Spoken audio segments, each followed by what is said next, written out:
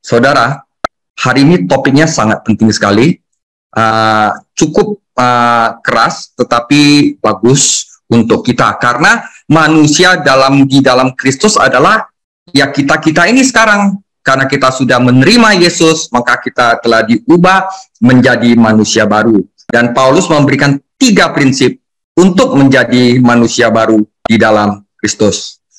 Jadi Kolose 1 sudah berbicara tentang Yesus Kristus, bagaimana Paulus menjadi pelayannya.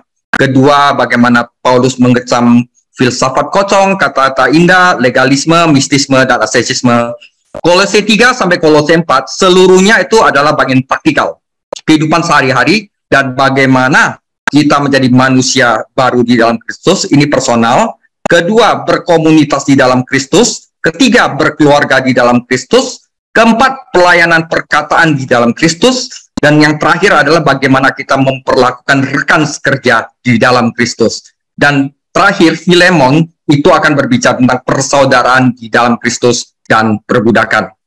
Oke, saudara, saya mulai. Jadi mulai dari pasal 3 sampai akhir kitab Kolose, Paulus memberitahu kita apa yang harus kita lakukan karena kita ada di dalam Kristus. Praktikal.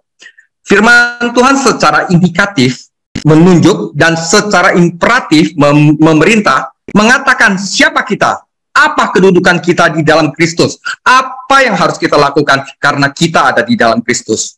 Dengan kata lain, dia mengatakan seperti ini untuk mengatakannya secara singkat. Anda berada di dalam Kristus. Sekarang bertindaklah sedemikian rupa sehingga itu konsisten dengan apa yang Anda akui, yang Anda percayai, dan apa yang sebenarnya telah Anda diciptakan di dalam Yesus Kristus.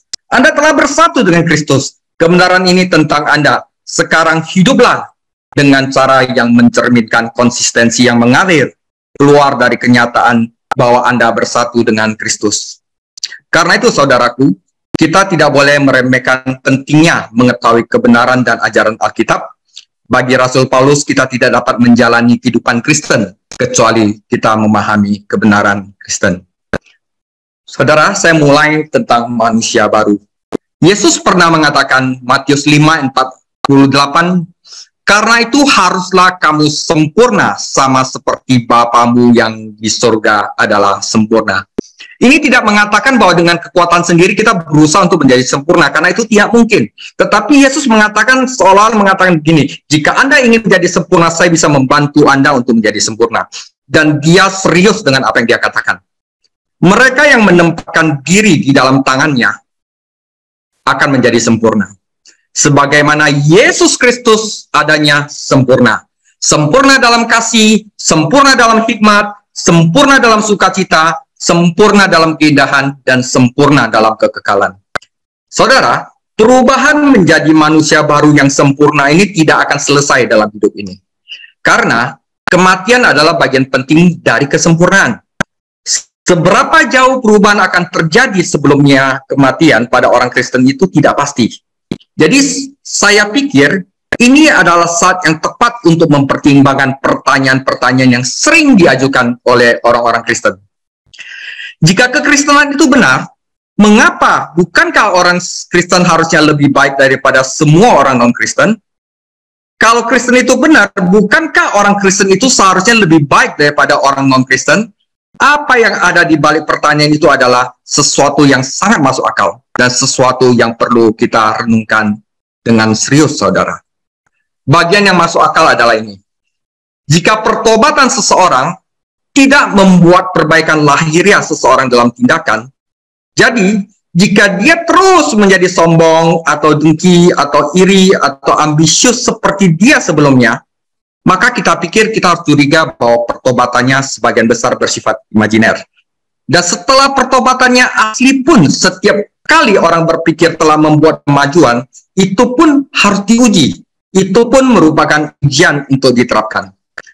Baik perasaan, wawasan baru, minat yang lebih besar pada agama tidak berarti apa-apa, kecuali jika itu membuat kita berperilaku dengan karakter yang lebih baik.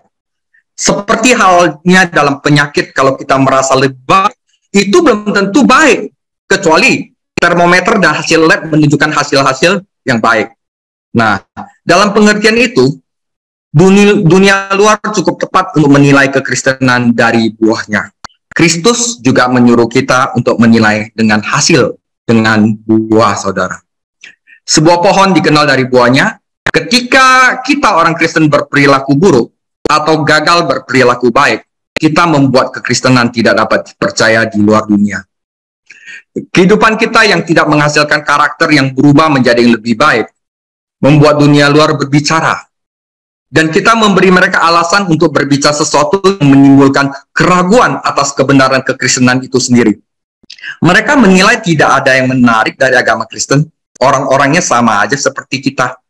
Kita harus ingat bahwa agama-agama pagan pada zaman Paulus tidak banyak berbicara atau tidak berbicara apa-apa tentang moralitas pribadi, tentang karakter yang diubahkan.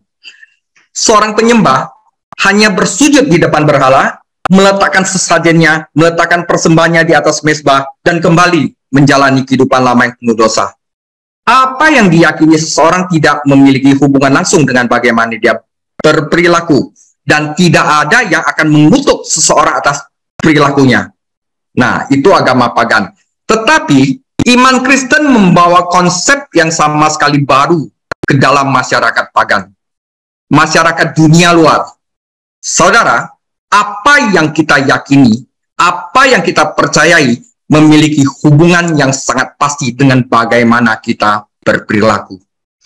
Bagaimanapun juga, iman kepada Kristus berarti bersatu dengan Kristus. Jika kita berbagi hidupnya, kita juga harus mengikuti teladannya. Kita tidak dapat hidup di dalam kita oleh rohnya, namun mengizinkan kita untuk hidup dalam dosa. Karena itu, dalam pelajaran manusia baru hari ini, Paulus menghubungkan dua doktrin yang sebelumnya telah diajarkan, Kolose 1 dan Kolose 2, dengan kewajiban di bagian ini dengan memberikan 3 instruksi kepada para pembacanya. Yang pertama, manusia baru akan mencari perkara surgawi. Yang kedua, manusia baru akan mematikan hal duniawi. Yang ketiga, manusia baru akan diperbaharui menjadi serupa dengan Yesus Kristus. Inilah topik kita hari ini. Kita baca firman Kolose 3 ayat 1-11. Karena itu, kalau kamu dibangkitkan bersama dengan Kristus, carilah Ceteo, perkara yang di atas, di mana Kristus ada, duduk di sebelah kanan Allah. Pikirkanlah perkara yang di atas, bukan yang di bumi. Sebab kamu telah mati dan hidupmu tersembunyi bersama dengan Kristus di dalam Allah. Apabila Kristus yang adalah hidup kita menyatakan diri kelak, kamu pun akan menyatakan diri bersama Dia di dalam kemuliaan. Yang kedua, saudara, karena itu, matikanlah nekro dalam dirimu segala sesuatu yang duniawi, yaitu percabulan, kenajisan, hawa nafsu, nafsu jahat, dan juga keserakahan yang sama dengan penyembahan berhala. Kenapa? Semuanya ini mendatangkan murka Allah atas orang-orang durhaka. Dahulu kamu juga melakukan hal-hal itu ketika kamu hidup di dalamnya, tetapi sekarang buanglah semuanya itu, yaitu marah, geram, kejahatan, fitnah, dan kata-kata kotor yang keluar dari mulutmu. Jangan lagi kamu saling mendustai, karena kamu telah menanggalkan manusia lama serta kelakuannya. Yang ketiga, dan telah mengenakan manusia baru yang terus-menerus diperbaharui, anakaino, untuk memperoleh pengetahuan yang benar menurut gambar Khaliknya, Yesus Kristus. Dalam hal ini, tidak ada lagi orang Yunani atau orang Yahudi, orang bersunat atau orang tak bersunat, orang barbar atau orang Skit, budak atau orang merdeka, tetapi Kristus adalah semua dan di dalam segala sesuatu. Demikian firman Tuhan. Saudara, ada 3 kata yang menjadi kata kunci di sini. Pertama adalah carilah. Nah, carilah di sini bukannya cari ya dapat, ketemu ya oke, nggak ketemu ya oke, atau cari aja gitu. Kalau ketemu ya oke. Tetapi di sini adalah cari sampai dapat. Di sini ada unsur desire, hasrat untuk mencari ini sampai dapat, menuntut, to require, to demand, JTO, ya. Nah, Kedua adalah matikanlah. Matikanlah ini adalah mortify. Necro, ya, artinya apa? Dibikin tidak berfungsi lagi, dimortifikasi, dibuat tidak dapat mengendalikan kita lagi. To kill, to render weak, atau to render impotent, ya. Yang ketiga adalah anakaino, diperbaharui. Artinya apa? Dibuat baru, diperbaharui, di-develop untuk menjadi level yang baru. Misalnya dulunya kita lebih nggak ada sedikit setengah-setengah bisa tahan marah, sekarang bisa dibuat lebih sabar lagi, dibuat lebih mengasihi lagi, dibuat lebih lemah lembut lagi, pengendalian kita tambah. Nah, seperti itu sesuai dengan gambarnya Yesus Kristus. Nah, 3 ini merupakan kata kerja, ya. O ini artinya terus menerus. JTO, nekro, anakaino, seperti yang dulu kita kata, pikirkanlah, praso, ya. Segala macam yang ada o-nya itu di belakang bahasa Yunani, itu artinya segala sesuatu yang dikerjakan terus menerus. Present participle. Nah, jadi the new man, manusia baru itu ada 3. Kita harus punya hasrat sesuatu yang surgawi. Carilah sampai dapat yang surgawi. Yang kedua, kita harus mematikan yang duniawi. Yang ketiga, kita harus diperbaharui di dalam Kristus. Oke, saudara, saya mulai. Yang pertama adalah carilah perkara surgawi. Pertama-tama, perhatikanlah bahwa Paulus mengatakan kepada kita bahwa orang Kristen harus mengarahkan hati mereka pada hal-hal yang di atas. Dalam ayat 1, ia berkata, karena itu, jika kamu telah dibangkitkan bersama Kristus, diidentifikasi atas kebangkitan Kristus, carilah hal-hal yang di atas, di mana Kristus duduk di sebelah kanan Allah. Apa yang Paulus katakan? Paulus mengatakan bahwa kita harus mengarahkan perhatian kita pada hal-hal rohani. Disitulah harusnya hati kita berada. Perhatikan dalam perikop ini bahwa struktur Paulus tentang keberadaan kita di dalam Kristus dan apa yang harus kita lakukan di dalam Kristus adalah utuh. Hati kita benar-benar utuh, gitu loh. Paulus telah memberitahukan Anda siapa Anda. Anda adalah orang yang telah percaya Yesus dan telah diidentifikasi dengan kematian dan kebangkitan Kristus.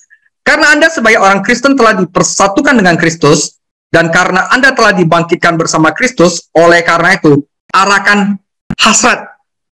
Hasrat itu desire, keinginan yang terus-menerus pada hal-hal di atas.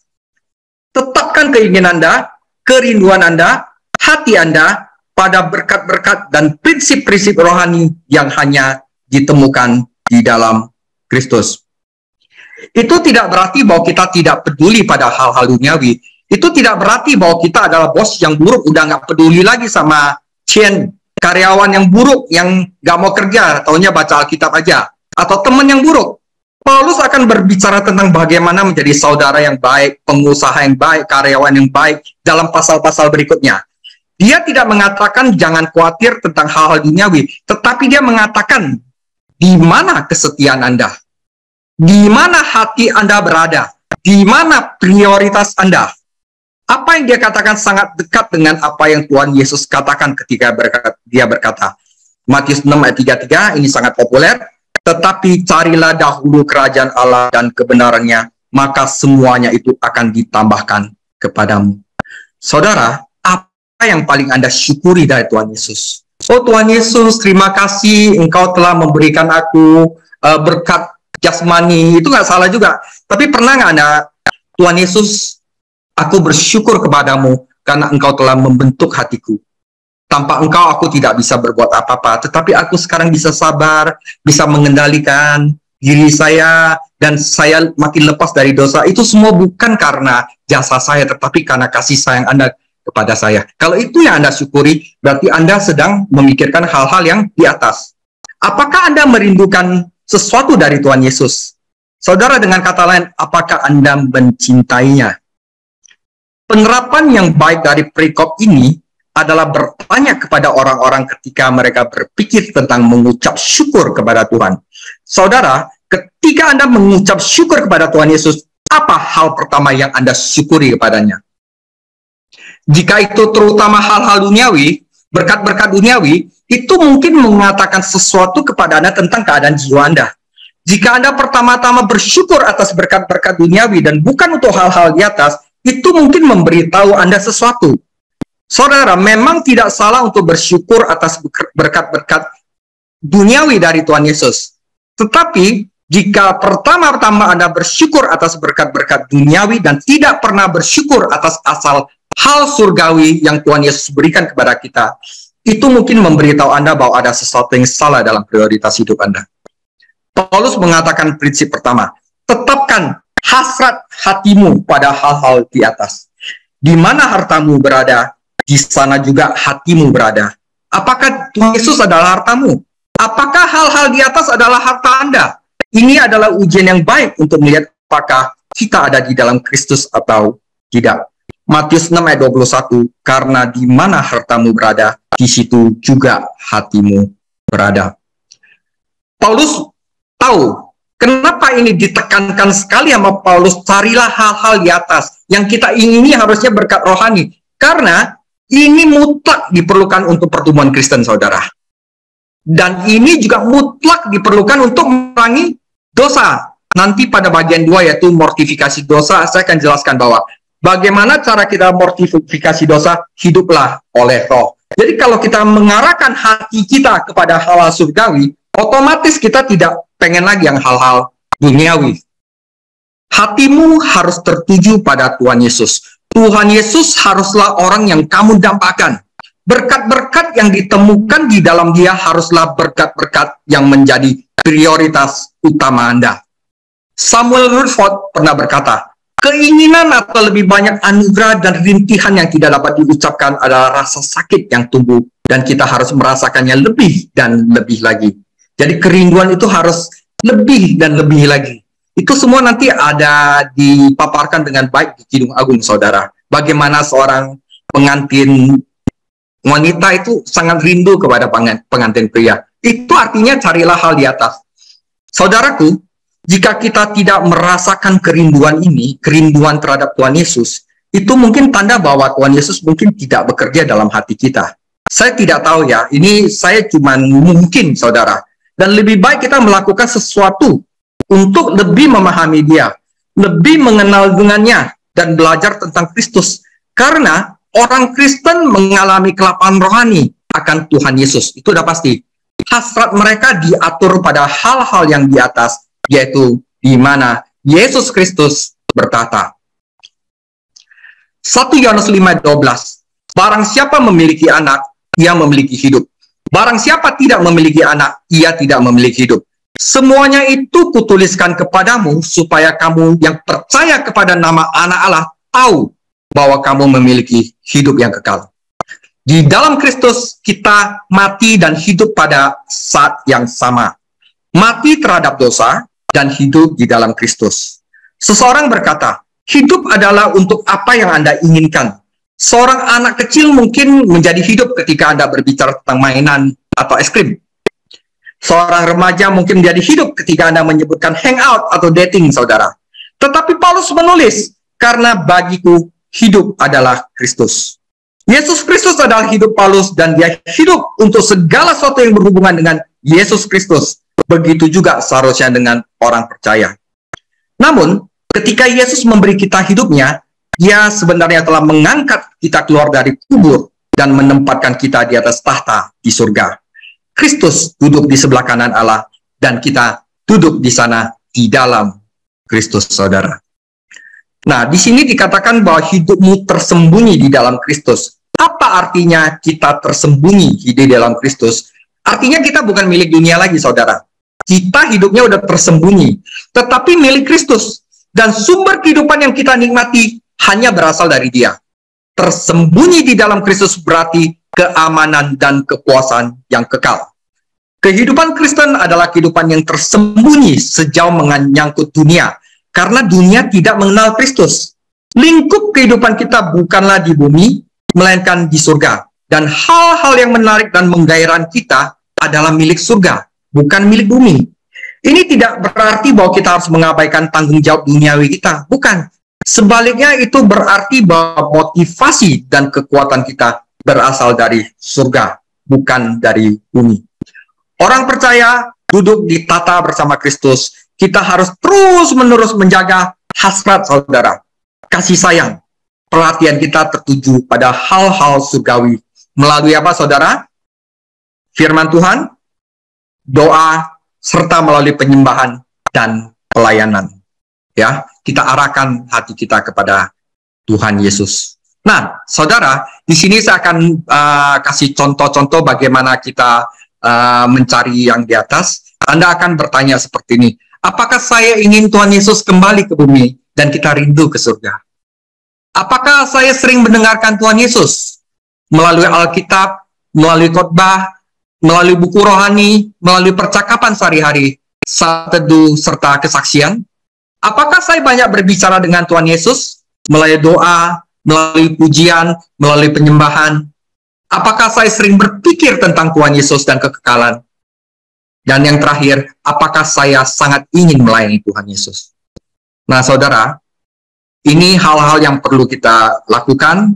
Ini adalah rekomendasi saya aja, ya. Pertama, renungkan Alkitab. Kita renungkan kata-kata, tindakan, karakter, dan kemuliaan Tuhan Yesus. Pikirkan tentang kedatangan dan kekekalan Tuhan Yesus. Saudara, sisihkan waktu setiap hari untuk berpikir panjang dan penuh dengan kerinduan saudara. Ini akan meluas ke dalam kesadaran yang bertumbuh akan Kristus setiap saat. Saudara harus menikmati pengetahuan pribadi yang lebih dalam tentang Tuhan Yesus dan ikatan yang lebih dekat dengannya melalui firman Tuhan. Yang terakhir, Anda harus melayani Tuhan Yesus sebagai persembahan tubuh yang hidup. Saudara, semoga ini lumayan jelas. Itulah yang artinya mencari perkara-perkara di atas, saudara. Yang kedua adalah mortifikasi dosa. Saya baca langsung yang kedua, Kolose 3:5. Karena itu, matikanlah, dibuat tidak berfungsi ya, dalam dirimu segala sesuatu yang duniawi, yaitu percabulan, kenajisan, hawa nafsu, nafsu jahat, dan juga keserakahan yang sama dengan penyembahan berhala. Semuanya itu mendatangkan murka Allah. Dahulu, orang Kolose jangan melakukan itu. Dahulu kamu juga melakukan hal-hal itu ketika kamu hidup di dalamnya. Tetapi sekarang, buanglah semua ini, yaitu marah, geram, kejahatan, fitnah, dan kata-kata kotor yang keluar dari mulutmu. Jangan lagi kamu saling mendustai, karena kamu telah menanggalkan manusia lama, serta kelakuannya. Itu bagian kedua, saudara. Matikanlah hal-hal duniawi. Mortifikasi dosa. Nah, Paulus melanjutkan dengan mengatakan dalam perikop ini, mulai dari ayat 5, bahwa orang Kristen harus terlibat dalam mortifikasi dosa. Richard Baxter pernah berkata, bunuh dosa sebelum dosa membunuhmu. Bunuh dosa sebelum ia membunuhmu. Dosa, meskipun ia selalu muncul kepada Anda sebagai sesuatu yang menyenangkan, yang begitu enak pada awalnya, pada akhirnya akan menghancurkan Anda. Dan Rasul Paulus mengatakan dalam kehidupan Kristen, kita harus membunuh dosa. Saya ingin saudara juga memperhatikan bahwa Paulus di sini tidak membuat tindakan membunuh dosa ini opsional. Itu adalah satu paket dalam menjadi manusia baru di dalam Kristus. Bukan menjadi. Itu adalah satu paket dalam kodrat kita sebagai manusia baru di dalam Kristus. Cari perkara surgawi itu juga bukan opsional. Membunuh dosa juga bukan opsional. Itu adalah hal yang dilakukan oleh orang yang telah diselamatkan di dalam Kristus, dimerdekakan di dalam Kristus. Ada beberapa orang berbicara seolah-olah kita dapat diselamatkan oleh Kristus tanpa dia bekerja di dalam hidup kita. Oh, saya diselamatkan tapi saya nggak mau dia ada di dalam hidup kita. Itu nggak mungkin. Rasul Paulus mengatakan di sini orang Kristen akan membunuh dosa dalam hidupnya. Paulus memberikan alasan untuk itu. Dan dia memberitahukan kita mengapa kita harus membunuh dosa. Jawabannya ada di ayat 6. Ayat 6, karena hal-hal ini, karena dosa-dosa ini, murka Allah akan datang.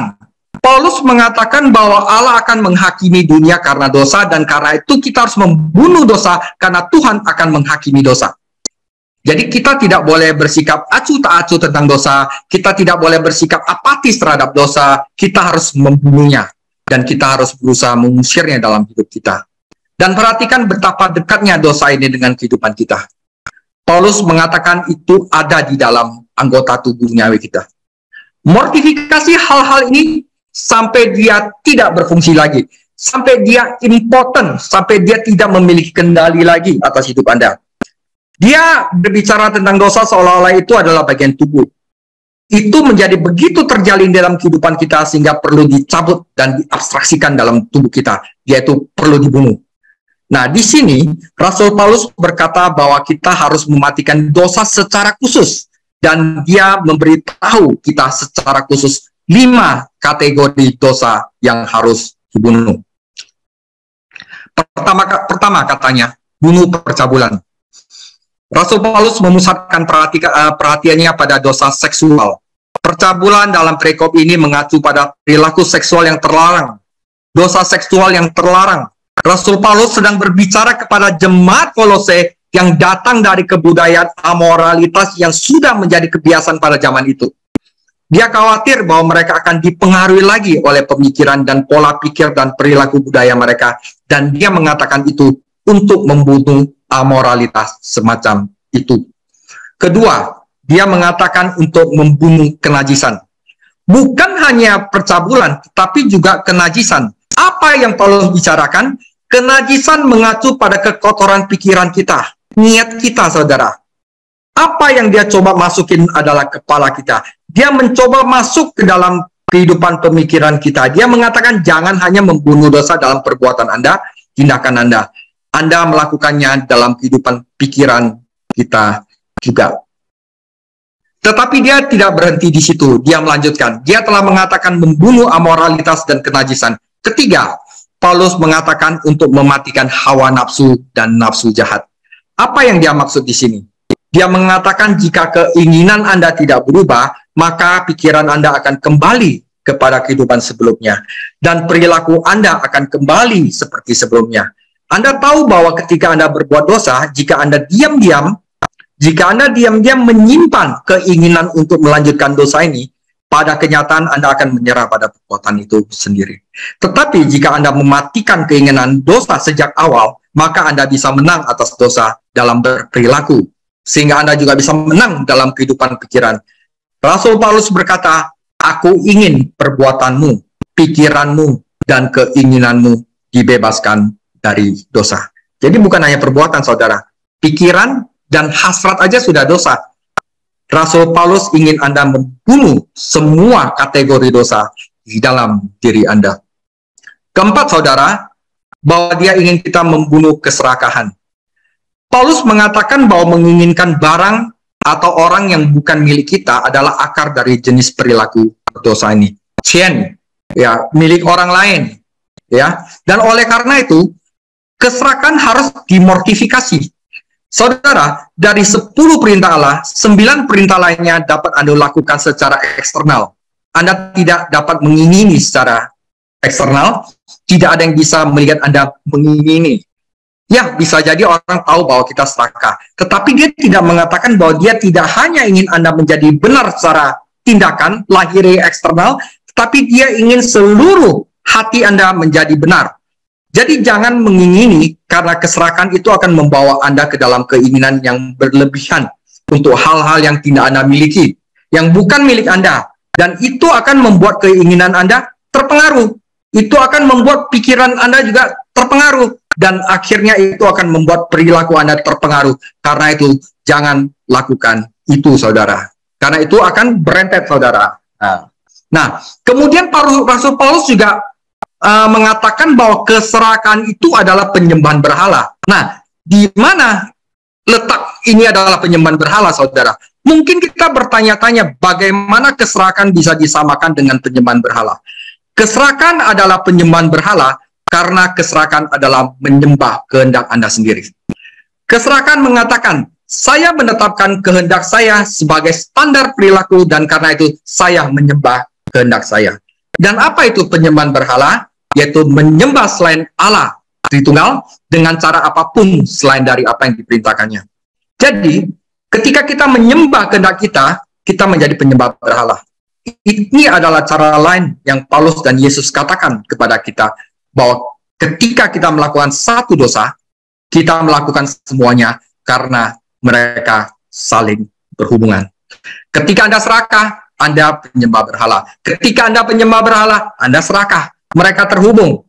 Jadi, Rasul Paulus berkata, bunuhlah dosa-dosa ini, saudara. Kelima, saudara, matikanlah dosa perkataan dan kejahatan. Saudara, di sini ditulis marah, geram, kejahatan, fitnah, dan kata kotor yang keluar dari mulutmu, serta dusta. Paulus berkata, kamu jemaat di Kolose, kamu pernah hidup oleh hal-hal di atas. Paulus mengakui bahwa jemaat-jemaat di Kolose benar-benar bergumul dengan dosa-dosa mematikan yang akan menghancurkan hidup mereka.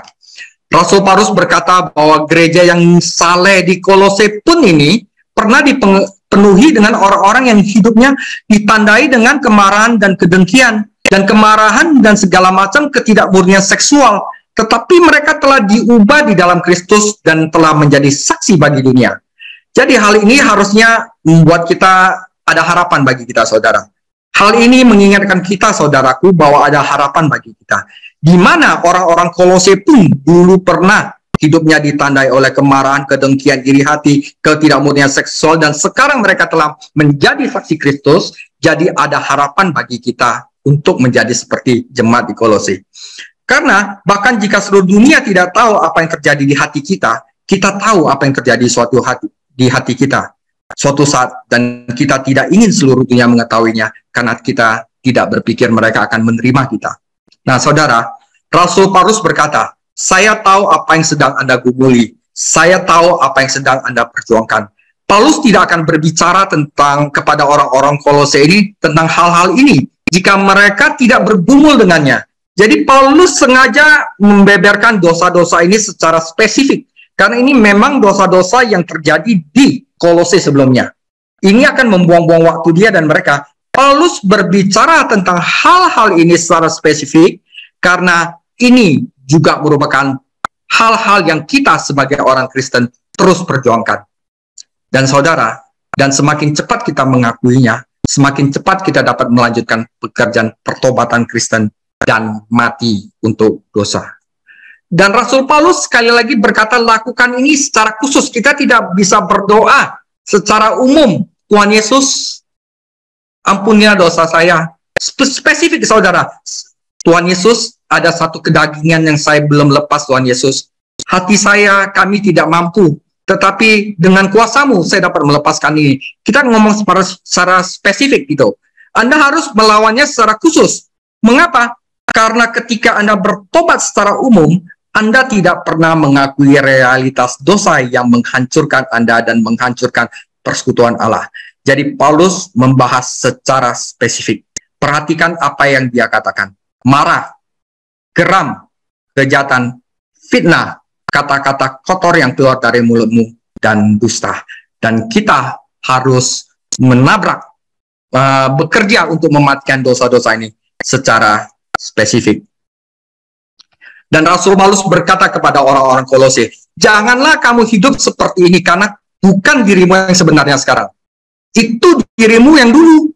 Dan karena itu, bunuhlah dosa. Kenapa sekarang dia harus mengatakan itu? Karena ketika kita menjadi orang Kristen, memang kita tidak langsung menjadi yang sempurna. Wah, Tuhan Yesus datang, Roh Kudus datang, wah kita jadi sempurna tanpa dosa. Bukan begitu. Kita tidak langsung menjadi sempurna tanpa dosa. Nah, di sini Anda bisa bernapas lega. Karena kita semua tidak ada yang rentan untuk tidak berdosa. Anda belum harus sempurna, tetapi suatu hari Anda akan sempurna. Itu sebabnya Tuhan Yesus berkata, jadilah kamu sempurna karena Bapamu di surga adalah sempurna. Bukan di sini, tapi di sana, saudara. Sekarang Anda harus bertumbuh. Dengan cara apa? Anda harus setiap hari mematikan dosa. Masalahnya, apakah Anda berusaha untuk membunuh dosa? Ini adalah salah satu tanda pertumbuhan Kristen, saudara. Apakah Anda menemukan, mengidentifikasi, dan kemudian mencari dan menghancurkan dosa dalam hidup Anda yang menghancurkan Anda dan menghancurkan hubungan Anda dengan orang lain? Ini adalah tanda bahwa Roh Kudus sedang bekerja di dalam diri Anda jika memang demikian. Hiduplah oleh Roh, maka Anda tidak akan mengikuti keinginan daging, karena keinginan Roh berlawanan dengan keinginan daging. Jika Anda oleh Roh mematikan keinginan daging Anda, maka Anda akan hidup. Di situ ditulis di Roma 8, ya. Nah, saudara, di sini saya mendapatkan suatu artikel yang bagus, cara terbaik untuk mematikan dosa, yang ditulis oleh Thomas Brooks. Thomas Brooks mengatakan, saya telah bertanya kepada 5 orang yang ditanya apakah cara yang terbaik untuk mematikan dosa, dan mereka memberikan jawaban sebagai berikut. Kata yang pertama, cara yang terbaik untuk mematikan dosa adalah dengan merenungkan kengerian kematian. Kata orang yang kedua, cara terbaik untuk mematikan dosa adalah dengan merenungkan hari penghakiman. Kata orang ketiga, cara terbaik untuk mematikan dosa adalah dengan merenungkan sukacita surga. Kata yang keempat, cara terbaik untuk mematikan dosa adalah dengan merenungkan siksa neraka. Kata yang kelima, cara terbaik untuk mematikan dosa adalah merenungkan kematian dan penderitaan Kristus. Saudara, tidak diragukan lagi, jawaban orang yang kelima adalah jawaban yang paling tepat. Jadi kalau kita nggak ada sukacita surga, kita tidak mematikan dosa kita. Kalau kita tidak diancam oleh hari penghakiman, apakah kita tidak mematikan perbuatan dosa kita? Bukan, kita mematikan perbuatan dosa kita karena Allah dengan kasih memberikan anaknya tunggal, sehingga demi kita dia mati di kayu salib agar kita lepas dari kuasa dosa. Jadi saudara, memandang setiap hari kepada juru selamat yang berdarah di kayu salib, yang mengerang menahan siksaan dan mati di kayu salib, adalah satu-satunya cara yang akan menumbuhkan dan mematikan dosa. Karena itu saudara, jangan lepas dari Yesus Kristus. Jangan pernah berhenti memandang kepada Yesus Kristus yang disalibkan sampai kemerdekaan mengalir darinya ke penyelesaian dosa-dosa khusus saudara yang tadi disebutkan, yang paling menghalangi dan menghambat pertumbuhan kasih karunia dan kekudusan dalam jiwa saudara. Jadi itu bagian kedua, mortifikasi dosa saudara. Bagian kedua. Dan bagian ketiga, Kolose 3:10, dan telah mengenakan manusia baru yang terus-menerus diperbaharui, anakaino, untuk memperoleh pengetahuan yang benar menurut gambar Khalidnya. Dalam hal ini, tiada lagi orang Yunani atau orang Yahudi, orang bersunat atau orang yang tak bersunat, orang barbar atau orang skit, budak atau orang merdeka, tetapi Kristus adalah semua dan di dalam segala sesuatu. Saudara, bagian ketiga adalah renew in Christ, diperbaharui menjadi seperti Yesus Kristus. Itu juga bagian dari manusia baru, saudara. Jadi kalau kita tidak diperbaharui ya, kita juga harus, benar nggak kita itu adalah manusia baru gitu. Nah, ya. Saudara, karena kita hidup di dalam Kristus, kita mencari hal-hal surgawi. Dan karena kita mati bersama Kristus, kita menanggalkan hal-hal yang menjadi milik kehidupan duniawi dan dosa masa lalu. Nah, hasilnya adalah kita akan diperbaharui menjadi seperti Tuhan Yesus. Tuhan Yesus ingin memperbaharui kita dan menjadikan kita serupa dengan Dia. Kata kerja Yunani yang diterjemahkan mengenakan menunjukkan tindakan sekali untuk selama-lamanya. Ketika kita percaya kepada Yesus Kristus, kita menanggalkan hidup yang lama dan mengenakan yang baru. Manusia lama kita telah dikuburkan, manusia baru kita di dalam Kristus sekarang yang memegang kendali. Tetapi kata kerja yang diterjemahkan diperbaharui, anakaino, adalah sebuah kata kerja present participle yang artinya yang terus-menerus diperbaharui. Jadi tadi ada kata JTO, carilah itu juga terus-menerus untuk mencari perkara di atas. Matikanlah, nekro itu juga berarti terus-menerus mematikan perbuatan daging kita. Keselamatan selalu mengarah pada proses sanctification, pengudusan, yang artinya menjadi lebih seperti Yesus Kristus. Orang Yunani memiliki dua kata yang berbeda untuk kata baru. Kata neo berarti baru pada waktunya. Kita menggunakan kata ini sebagai awalan bahasa Inggris seperti kata-kata neo-ortodoksi atau neoklasikisme. Kata kainos, anakainos berarti baru dalam kualitas, naik level, diperbarui dalam higher stage. Kadang-kadang kedua kata ini digunakan secara bergantian dalam perjanjian baru, tetapi masih ada perbedaan mendasar. Perbedaannya, orang percaya itu sekali untuk selamanya mengenakan manusia baru, neo. Tetapi kata anakainos itu kata yang terus-menerus harus kita lakukan. Dan sebagai akibatnya, dia diperbarui terus-menerus. Ada perubahan kualitas, karena dia menjadi lebih seperti Yesus Kristus. Manusia baru adalah Yesus Kristus, Adam terakhir, kepala ciptaan baru. Nah, saudara, bagaimana pembaharuan ini terjadi? Melalui pengetahuan, saudara. Kata pengetahuan adalah salah satu istilah kunci dalam kosakata kaum Gnostik. Tetapi apa yang disebut pengetahuan rohani, mereka tidak pernah dapat mengubah hidup seseorang untuk membuatnya seperti Kristus. Hanya Alkitab, pengetahuan belajar Alkitab yang bisa mengubah kita menjadi Yesus Kristus. Semakin baik kita mengenal Kristus, semakin baik kita akan menjadi seperti Dia. Manusia diciptakan menurut gambar Allah. Ini melibatkan seluruh kepribadian, kecerdasan, intelijen, emosional, sama will, kehendak. Dan spiritual manusia, ia lebih dari sekedar tubuh. Ketika manusia berdosa, gambar Allah ini dirusak dan dihancurkan. Terlepas dari kerusakan akibat dosa, manusia itu masih menyandang gambar Allah. Kita karena dibentuk menurut gambar Allah dan diubah bentuknya makin jauh dari gambar Allah oleh dosa. Tetapi karena ada Yesus Kristus, tetapi melalui Yesus Kristus kita dapat diubah menjadi gambar Allah. Kita diperbarui dalam roh dan pikiran kita. Jadi saudara, saat kita bertumbuh dalam pengetahuan akan firman Tuhan, kita akan diubahkan oleh Roh Kudus di dalam kita untuk berbagi dalam gambar Tuhan Yesus yang mulia. Tuhan mengubah kita dengan memperbaharui pikiran kita, dan ini melibatkan studi firman Tuhan. Kebenaranlah yang membebaskan kita dari kehidupan lama.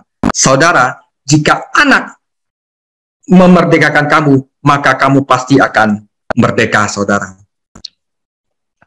Tujuan Allah bagi kita adalah agar kita menjadi serupa dengan gambar anaknya. Ini mengacu pada karakter, kualitas spiritual dari batin manusia. Ketika kita melihat Yesus Kristus, kita akan menjadi seperti Dia dan memiliki tubuh yang dimuliakan seperti Dia. Tetapi sementara kita menunggu Dia kembali, kita dapat menjadi seperti Dia dan berbagi gambar kudusnya melalui kesamaan karakter Dia. Kesamaan karakter kita yang terus diubahkan menjadi seperti Dia. Nah, ini adalah proses pembaharuan yang terus-menerus. Karena, saudara, Roh Kudus akan menggunakan firman Tuhan dalam proses pembentukan. Perbedaan manusia seharusnya tidak menjadi penghalang untuk hidup kudus di gereja. Di dalam Yesus Kristus, semua perbedaan manusia akan lenyap. Jadi di dalam Yesus Kristus tidak ada diskriminasi bangsa, baik Yahudi maupun Yunani. Tidak ada diskriminasi atas perbedaan agama sebelumnya, sunat atau tidak sunat. Para guru Gnostik legalistik mengajarkan bahwa sunat penting bagi kehidupan rohani, tetapi Paulus menjelaskan bahwa tindakan sunat tidak sama sekali memberikan keuntungan dalam kehidupan rohani. Juga tidak ada diskriminasi budaya dalam Kristus. Engkau barbarian atau engkau adalah Skit. Orang Yunani menganggap semua orang non-Yunani seperti orang barbar. Dan orang Skit adalah orang barbar terendah. Namun di dalam Yesus Kristus, status budaya seseorang bukanlah keuntungan atau kerugian. Juga bukan diskriminasi status ekonomi atau status politiknya, budak atau bebas. Paulus menjelaskan bahwa seorang budak harus berusaha untuk mendapatkan kebebasannya, tetapi dia tidak boleh berpikir bahwa dia cacat secara rohani karena posisi sosialnya. Semua perbedaan manusia hanya milik manusia lama atau milik manusia baru. Dalam suratnya kepada jemaat di Galatia, Paulus menambahkan, tidak ada laki-laki atau perempuan, dan demikian menghapus bahkan diskriminasi jenis kelamin. Kristus adalah segalanya, di dalam semua adalah kesimpulan Paulus. Karena kamu semua adalah satu di dalam Kristus Yesus. Saudara, jadi di dalam gereja, sebagai kita yang telah diperbaharui menurut gambar Yesus Kristus, adalah salah untuk membangun persekutuan gereja di atas apapun selain Yesus Kristus, di atas pribadinya dan pekerjaannya. Pelayanan yang dibangun di atas perbedaan manusia seperti ras, warna kulit, status sosial itu tidak alkitabiah, saudara. Salah satu bukti perkembangan rohani dan pembaruan pikiran adalah kesediaan untuk menerima dan mengasihi semua orang dengan tulus, mengenal Yesus Kristus dan berusaha untuk mengenal Dia. Untuk menjadi manusia baru berarti diperbaharui di dalam Yesus Kristus. Untuk menjadi manusia baru berarti kehilangan apa yang sekarang kita sebut diri kita sendiri, harga diri kita sendiri, ego kita, segala macam. Kita harus hilangkan itu, kita harus mundur dari sana. Keluar dari diri kita sendiri, ke dalam Kristus kita harus pergi. Sehingga kehendaknya akan menjadi kehendak kita. Kita juga harus memikirkan pikirannya, yaitu di dalam firman Tuhan, untuk memiliki pikiran Kristus, seperti apa yang dikatakan Alkitab. Dan jika Kristus adalah satu, dan jika Dia adalah di dalam kita semua, maka saudara-saudaraku, kita semua akan memiliki pikiran dan kehendak yang sama, saudara. Nah, sebagai penutup, saudara, Kristus adalah segalanya dan di dalam semua. Adalah penekanan dalam surat Kolose ini. Supaya dalam segala hal Ia diutamakan. Karena kita lengkap di dalam Kristus, kita dapat melihat dan mengerti perbedaan orang duniawi dan orang kudus. Dan mengerti perbedaan duniawi yang memisahkan orang-orang kudus, dan kita bisa menikmati kesatuan rohani di dalam Tuhan Yesus. Guru-guru palsu gnostik seperti guru-guru palsu hari ini mencoba merampok umat Allah dari kekayaan kesatuan mereka di dalam Kristus. Waspadalah. Saudara, kita diidentifikasi di dalam Kristus. Kita hidup di dalam Kristus karena Kristus bangkit. Oleh karena itu, kita harus mencari hal yang surgawi. Kita mati di dalam Kristus, oleh karena itu kita harus membunuh yang duniawi. Kita dimaksudkan untuk diperbaharui menjadi seperti Kristus. Oleh karena itu, saudara, buka hati, buka pikiran, dan kita harus mengizinkan Roh Kudus untuk memperbaharui pikiran kita setiap hari di dalam firman Tuhan, dan juga menjadikan kita lebih serupa dengan gambar Allah. Saudara, demikian sharing saya mengenai manusia baru. Tuhan Yesus berkati. Dan setelah manusia baru, kita akan belajar tentang komunitas di dalam Kristus. Ini saya pernah bawakan di gereja, tetapi itu versi khotbah. Versi pengajaran itu jauh lebih detail nanti ya. Tuhan Yesus memberkati.